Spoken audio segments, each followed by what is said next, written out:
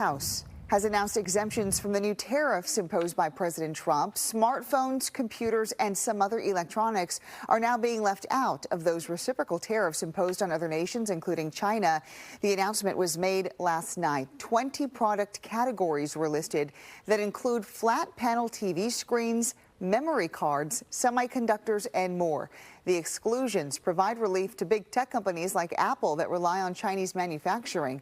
On Wednesday, the president announced a 90-day pause on reciprocal tariffs and instead dropped it down to a 10% tariff rate for all countries except China.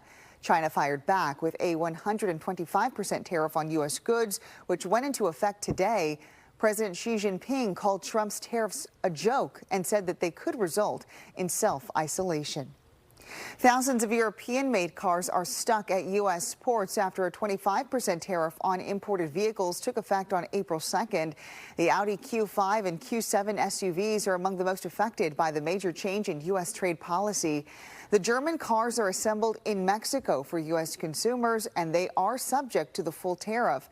The Trump administration says these tariffs are in place to incentivize domestic production, but the shift has caused uncertainty in the global auto market and is also causing delays for American consumers in terms of car deliveries. In Malaysia, companies there are increasing production in hopes of filling orders before President Trump's 90-day tariff pause expires.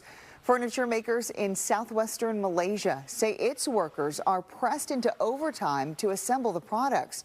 Many companies say ultimately they'll have to pass on these costs to consumers. Protesters gathered in front of another Tesla dealership in the Bay Area today. Take a look at the crowd this afternoon. This is at the Tesla in Dublin on Amador Plaza Road. Many people there holding signs condemning Elon Musk and the Department of Government Efficiency. One woman says she's upset by federal funding cuts initiated by DOGE. Is there waste in the government? I'm sure there's waste in the government, but there's a better way to do this. And they are just trying to cut as much as possible, get away as much as possible.